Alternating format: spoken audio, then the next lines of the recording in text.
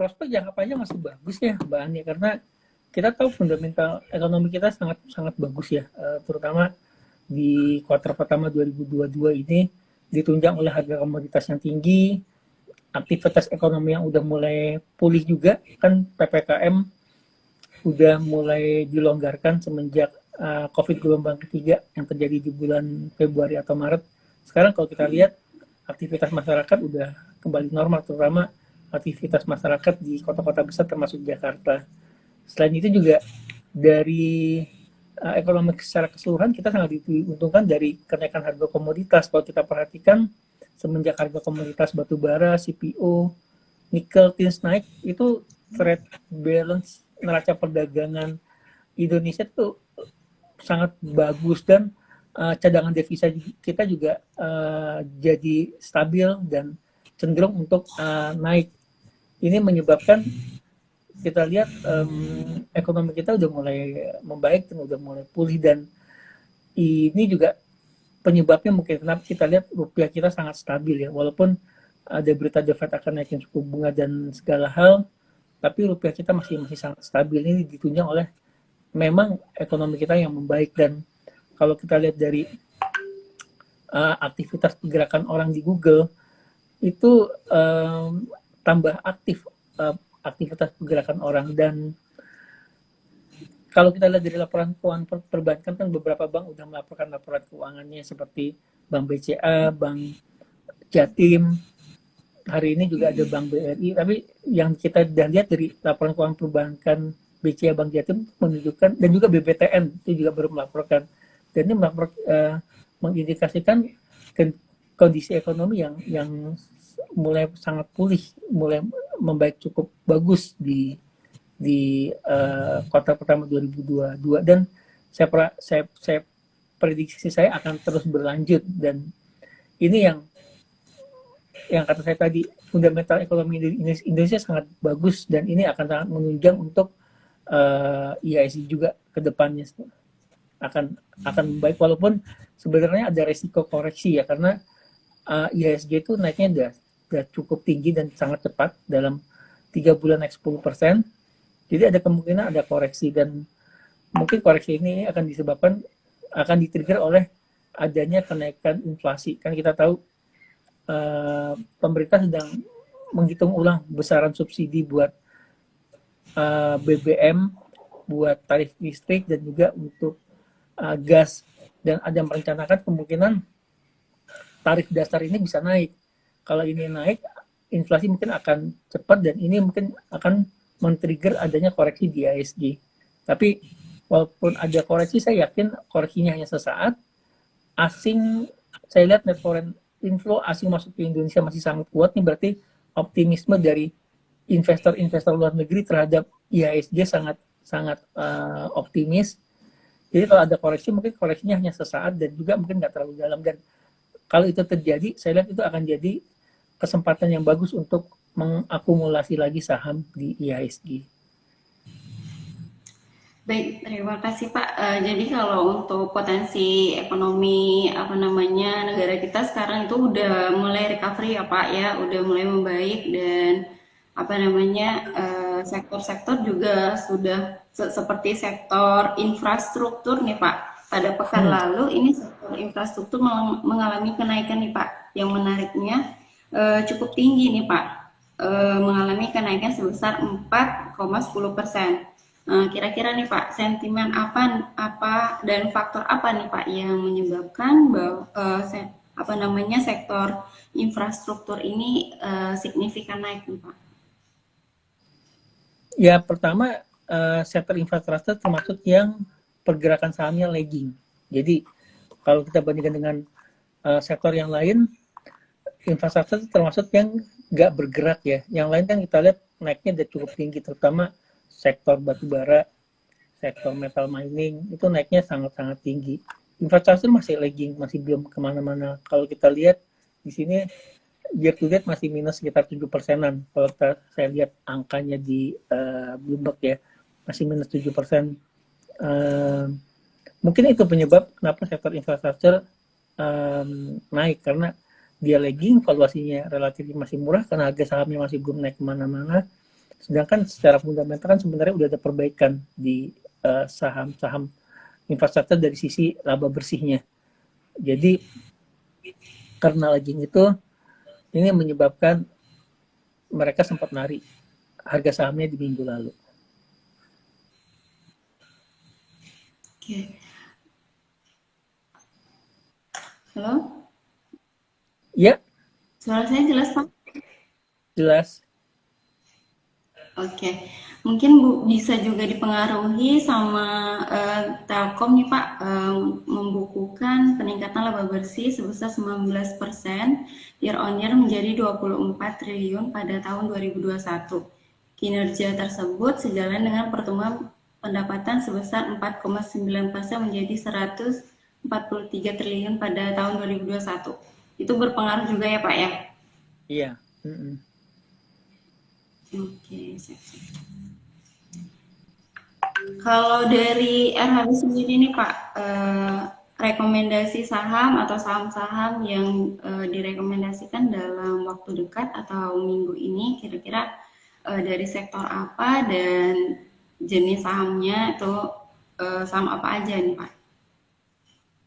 Kalau kita ngomong bicara tentang per minggu ya, kan tadi saya sempat sebut di awal kalau kita lihat minggu ini kelihatannya IHSG akan bergerak koreksi karena ada faktor liburan yang panjang itu liburan lebaran. Jadi kalau seperti kondisi seperti ini lebih prefer saham-saham yang defensif. Salah satunya infrastruktur. Infrastruktur adalah salah satu saham yang defensif. Mungkin selain Telkom, Jasa Marga bisa dibilang itu menarik. Itu sangat defensif sahamnya. Kemudian juga yang defensif yang lain itu seperti consumer non-cyclical, F&B itu bisa dibilang defensif sektor juga.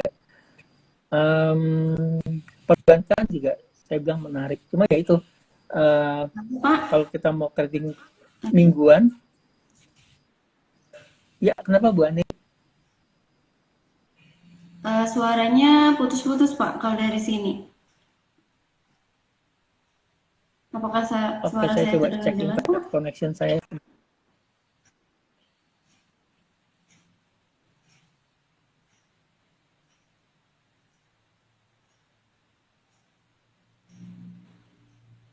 Halo Sobat IDX, suara saya terdengar jelas. Udah baik kan dia? Siap, udah lumayan Pak, Alhamdulillah. Oke. Baik tadi, ya, jadi kita lebih milih saham-saham yang defensif buat minggu ini karena saya perkirakan kemungkinan besar akan ada koreksi di IHSG, jadi lebih pilih saham-saham defensif seperti infrastruktur, telco, jasa marga, kemudian dari consumer non cyclical itu ada F&B di situ, mungkin seperti ICBP, Unilever akan menarik, dan juga saham-saham perbankan juga bisa dibilang cukup bagus kan, karena ditunjang juga minggu ini adalah minggu dikeluarkannya laporan keuangan perbankan dan indikasinya kelihatannya laporan keuangan perbankan akan cukup bagus dan ini bisa menunjang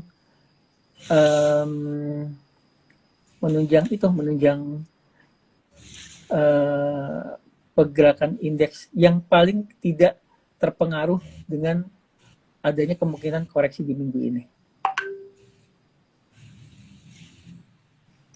Oke, jadi kalau dari RHB itu ada di infrastruktur ya Pak ya, ada Jasa Marga, ada Telkom, terus di non siklika itu ada ICBP, Unilever, perbankan. Kalau di perbankannya tadi mau apa? Ini ya perbankan ya, perbankan lebih pilih Big Four aja dulu saat ini. Cari yang paling defensif lah. Ya seperti ada Bank BNI, Bank BRI, di situ Bank BNI, BRI kita suka, Bank Mandiri kita juga suka. BNI, oke, BNI, BNI, oke siap Pak. Oke, bagi Sobat IDS yang kami ingat kembali ya, bagi Sobat IDS yang ada pertanyaan, silahkan ketik pertanyaannya di question box, nanti pertanyaan dari Sobat IDS akan saya bacakan. Oke. Ini tadi rekomendasi saham nih Pak dari sisi dari RHB Sekuritas nih.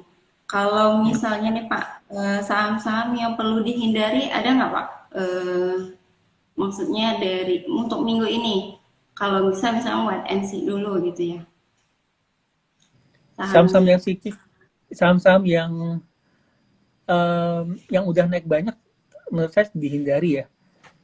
Contohnya di Hmm, sektor energi itu naiknya year to date dan naik sampai 30%. Dan hmm, saya lihat katalis untuk naik ke atas mungkin udah nggak terlalu tinggi, walaupun harga batu bara masih tinggi, cuma mungkin buat naik ke atas lagi butuh katalis yang lebih tinggi. Jadi mungkin potensi buat naiknya masih agak berat saat ini. Um, yang lain yang saya lihat, sektor semen itu lebih banyak sebenarnya dari fundamentalnya, karena uh, kelihatannya profit margin perusahaan-perusahaan semen itu akan tertekan di kuartal pertama 2022 karena kenaikan biaya produksi, terutama disebabkan oleh kenaikan harga batu bara. Sedangkan untuk pass on kenaikan biaya produksi ke harga jual masih agak sulit saat ini karena persaingan yang ketat, kompetisi yang ketat di sektor semen. Jadi mungkin dua itu sih yang mungkin dihindari. Buat jangka panjangnya, saya lebih senang sektor cyclical, tapi mungkin seminggu ini mungkin akan ada koreksi dulu di IHSG. Oke, berarti yang harus dihindari untuk saat ini dulu ya Pak ya, untuk minggu ini kalau bisa dihindari dulu karena udah naik yang signifikan ya Pak, sektor energi sama sektor semen, itu ya Pak Hmm. ya. Oke, baik. Kalau ini nih Pak, apa nama strategi nih, strategi berinvestasi atau trading yang tepat untuk merespon market saat ini nih Pak. Ya tadi saya udah sebutkan kan, kita hindari dulu sektor-sektor yang udah naik banyak, seperti energi, semen, dan pilih saham-saham yang defensif. Yang tadi saya sebutkan kan, saham defensif itu ada di infrastruktur, consumer non cyclical, itu kelihatannya akan lebih outperform buat minggu ini. Oke, baik sih. Mungkin karena pertanyaan dari Soal IDX ini masih menunggu juga ya Pak ya. Kita balik ke sektor dulu Pak. Sektor IDX Health Pak. Gimana Pak pandangan kalau dari RHB Sekuritas terkait sektor health nih Pak? Healthcare maksudnya. Iya betul, healthcare. Oke, kalau healthcare sebenarnya dari performance dia underperform dibandingkan dengan sektor-sektor lain. Tapi katalisnya agak berat ya, karena um, kita bandingkan sektor healthcare itu tahun lalu itu udah high base sekali, udah posisinya performanya udah sangat bagus di tahun lalu. Dan saya lihat untuk tahun ini untuk mencetak laba setinggi laba di tahun lalu kelihatannya agak berat, karena um, katalis tahun lalu kenapa labanya tumbuh cukup bagus kan karena adanya kasus COVID yang naik, yang tinggi sekali. Dan tahun ini COVID udah mulai mereda. Saya percaya sih dengan kasus COVID yang mereda, kelihatannya buat sektor healthcare untuk bisa mencatat laba yang sebagus tahun lalu mungkin agak berat, dan ya kita cenderung netral buat sektor healthcare. Oke. Berarti kalau seandainya nih Pak, investor nih mau masuk sekarang ini wait and see atau boleh sekarang atau nanti dulu gitu ya Pak ya? Nanti dulu aja sih, karena performance earningnya kelihatannya tahun ini akan mungkin nggak sebagus tahun lalu. Oke, siap-siap. Ini ada juga nih Pak, yang menarik nih Pak, sektor transportation and logistik nih Pak. Pada pekan lalu ini mencatatkan apa namanya kenaikan itu 2% nih Pak. Kira-kira apa sentimen apa nih Pak yang menyebabkan sektor trans ini naik nih Pak? Transportasi dan Ada logistik. mudik lebaran gitu ya? Apa maksudnya karena pada udah mulai mudik atau apa nih Pak? Kalau sektor transportasi kita lihat, yang paling membaik seharusnya akan membaik ya,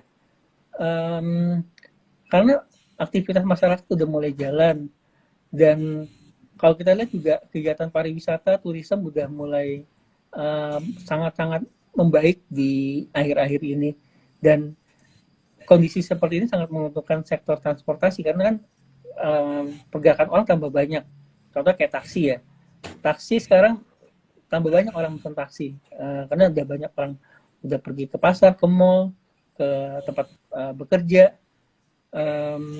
Yang pasti seperti Bluebird itu saya yakin tahun ini akan ada lonjakan earning karena tingkat utilisasi taksi yang naik. Garuda Indonesia sayangnya masih belum listing ya, tapi kalau kita lihat performa Garuda Indonesia secara operasional seharusnya juga akan sangat membaik karena kegiatan penerbangan yang udah mulai pulih juga. Mungkin pilihan kita kalau kita mau bicara sektor transportasi saat ini ada di Bluebird yang menarik, dan mungkin kalau mau ditambah dengan logistik, saya yakin juga sektor logistik juga masih jadi pilihan yang bagus buat di kuartal kedua 2022 karena aktivitas pengiriman barang yang masih meningkat. Saham-saham logistik seperti ASA itu adalah pilihan yang bagus juga untuk investasi. Tapi kalau ditanya satu pilihan aja, saya rasa Bluebird adalah pilihan yang paling bagus untuk kita beli ya, untuk proksi dari perbaikan aktivitas ekonomi, kembalinya atau normalisasi dari kegiatan aktivitas masyarakat. Oke, saham Bluebird ya Pak ya. Oke, berarti kalau seandainya nih Pak, investor sudah masuk di Bluebird nih Pak, di saham Bluebird, nah, apakah bisa beli lagi atau wait and see gitu? Bluebird kalau udah masuk, saya rasa masih bisa beli lagi karena ya itu saya rekomendasi saham ini adalah salah satu saham pilihan kita. Adalah saham yang akan sangat diuntungkan dari perbaikan aktivitas ekonomi yang ada. Terima kasih Pak atas jawabannya. Kita beralih ke sektor industrial Pak. Bagaimana pandangan kalau dari sisi Arhaba nih Pak terkait sektor industrial nih Pak? Ini pilihannya apa aja kalau di sektor industrial, Bu Andi? Bentar Pak, bentar dulu. Tanya tadi itu ada yang DM katanya coba di industrial dulu, bentar ya Pak ya.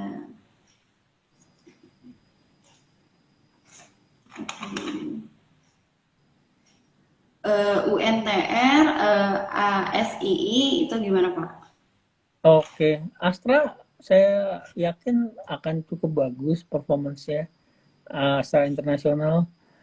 Penjualan mobil di kuartal pertama sangat kuat ya. Pertumbuhannya itu akumulasi di kuartal pertama tahun ini bandingkan tahun lalu tuh tumbuh 44%. Dan juga penjualan mobil saya yakin akan tetap kuat sampai di akhir tahun karena ditunjang oleh peningkatan daya beli masyarakat, peningkatan juga permintaan akan mobil, dan multiplier impact juga dari harga komoditas yang tinggi. Jadi ini menyebabkan seharusnya sektor otomotif akan menarik. Dan dari United Tractor sendiri, yang kedua kan disebutkan United Tractor juga kita lihat juga performanya seharusnya akan bagus. Ini ditunjang oleh harga batubara yang tinggi sehingga men-trigger peningkatan aktivitas pertambangan batubara. Pertambangan batubara itu membutuhkan jasa kontraktor pertambangan dan juga membutuhkan alat-alat berat. Itu semua disediakan oleh United Tractor, di mana bisa dibilang United Tractor adalah pemimpin atau market leader di penjualan alat berat dan juga market leader di jasa konstruksi. Jadi dua-duanya kita lihat akan sangat benefit, dan Astra itu pilihan kita masuk top 10 saham pilihan kita buat di kuartal kedua 2022. United Tractor adalah salah pilihan kita untuk yang related ke sektor batubara.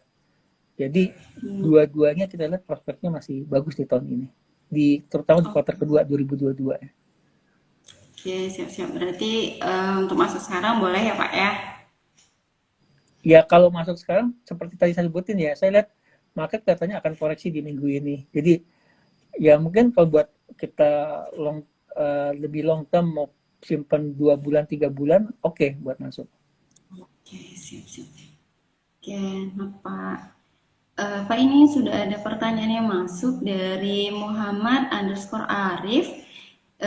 Kira-kira ada nggak perusahaan di indeks syariah yang harga sahamnya masih under 2000 boleh diinvestasikan jangka panjang? Ini saham syariah nih Pak. Maksudnya 2000 rupiah atau apa? Ya, harga yang di bawah harga 2000. Wah, itu Iya, saya nggak terlalu ngikutin itu indeks saham rupiah. Seharusnya banyak ya di bawah 2000 ya. Seharusnya banyak. Bisa dicek sih screening, coba di screening di IDX atau di mana bisa sih cari di bawah 2000. Seharusnya banyak ya. GII boleh di GII 30 atau GII 70 ya Pak ya? Iya, cari di websitenya IDX, daftar saham syariah itu apa aja. Tergantung pilihannya, mau yang 30 saham syariah, ada yang 50, ada yang semuanya. Nanti tinggal dicari aja sahamnya apa aja dan nanti dicek ke IDX juga harganya berapa. Jadi yang cariin di bawah 2000 rupiah. Oke. Ini coba aku searching. Ini ada di GII per 20 per Maret 2022 nih Pak. Ini ada Telkom, UNTR, ada RO. Tapi mungkin kita cek dulu harganya ya Pak ya, kalau untuk jangka panjangnya berapa. Bagus atau enggak harganya itu apakah di bawah 2000 gitu ya. Coba dilakukan homework kerjaan PR-nya gitu buat di screening. Oke. Mungkin dari Muhammad Arif ada tanggapan atau ini ya sudah cukup jelas ya, semoga menjawab.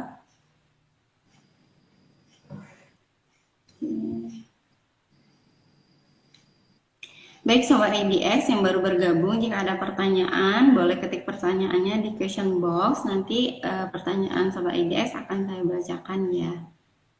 Ini sepertinya belum masuk.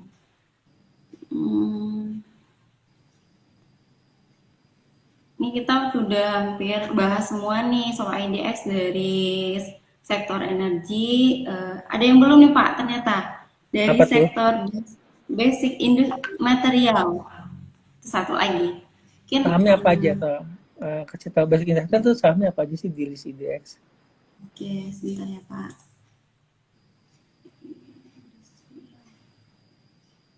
Basic ya.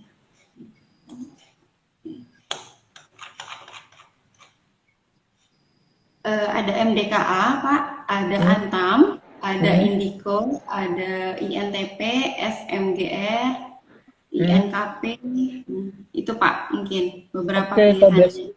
Basic material untuk yang related ke pertambangan, terutama pertambangan nikel, saya lumayan suka. Mungkin pilihannya di situ kan ada Inco, ada Antam, ada MDKA.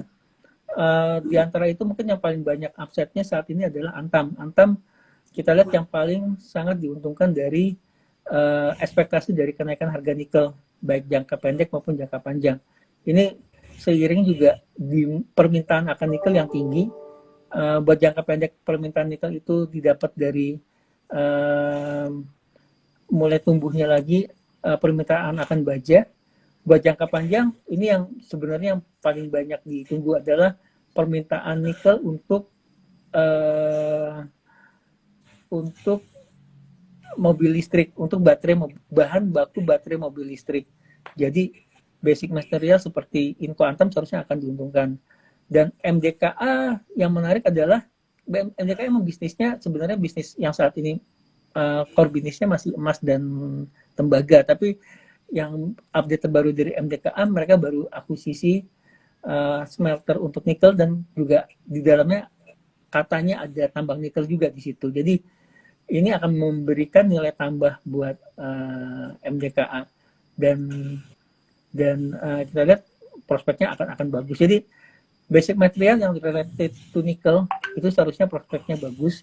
Tapi tadi ada basic material juga related ke semen.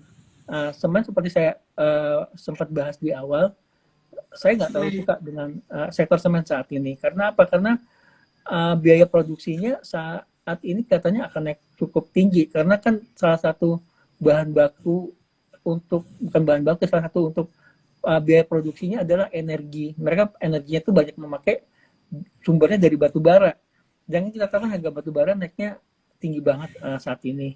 Dan ini akan menyebabkan biaya produksi yang naik. Sedangkan buat perusahaan semen, karena kompetisi yang ketat di industri, ini menyebabkan mereka nggak bisa menaikkan harga jual setinggi kenaikan biaya produksi, sehingga kelihatannya margin akan tertekan di kuartal pertama. Jadi buat semen, buat saat ini kita masih rekomendasinya netral, atau mungkin dihindari dulu lah. Mending buat basic material kita cari saham-saham yang lebih berhubungan dengan nikel atau alat mungkin juga tins juga sebenarnya pilihan yang menarik ya. Harga tins juga naiknya cukup tinggi year to date. Jadi ya itu Antam, Inco, tins itu adalah pilihan yang menarik untuk sektor basic industrial. Oke, baik. Terima kasih, Pak. Kalau satu lagi nih, Pak. Kalau INTP nih, Pak. Sama Mungkin ada juga, yang itu kan di sektor semen ya. Sektor semen dihindari dulu aja dulu. Oke, baik. Bentar ya, Pak. Ini sepertinya pertanyaannya udah nggak ada nih. Oh, ini ada. Bagaimana saham KOM dengan program Green Energy? Ini Pak, ada dari Bayu Murti Sutomo. Oke, kalau saham batu bara saat ini mereka sangat diuntungkan dari kenaikan harga batu bara. Tapi tadi saya bilang harga sahamnya udah naik banyak, sehingga menyebabkan mungkin nggak terlalu menarik lagi, karena walaupun harga batu bara masih tinggi, tapi harga sahamnya udah naik banyak, ini menyebabkan kita cenderung untuk netral buat saham batu bara. Tapi kalau kita bicara batu bara buat jangka panjang, yang sangat fenomena menarik yang kita temukan adalah perusahaan-perusahaan batu bara sekarang sedang mendiversifikasi bidang usahanya. Jadi nanti ke depannya kita akan lihat perusahaan batu bara yang punya penghasilan dari misalnya pembangkit listrik tenaga air, atau mungkin pembangkit listrik tenaga surya, dan yang lainnya yang berhubungan dengan renewable energy. Dan ini sangat positif karena bisa meningkatkan nilai skor ESG perusahaan-perusahaan tersebut. Karena kita tahu banyak investor saat ini nggak bisa beli saham-saham batubara karena ESG skornya yang jelek. Tapi nanti begitu mereka bisa diversifikasi, banyak green energy masuk ke dalam bisnis modelnya mereka, seharusnya skor ESG-nya akan naik, dan ini menyebabkan saham batubara menjadi lebih interesting buat jangka panjang. Buat jangka pendek kita netral, jangka panjang kita lihat gimana eksekusi mereka berdiversifikasi bisnis ke non batubara. Kalau lumayan berhasil, mungkin ini bisa menjadikan trigger untuk re-rating dari harga sahamnya menjadi valuasinya bisa lebih tinggi.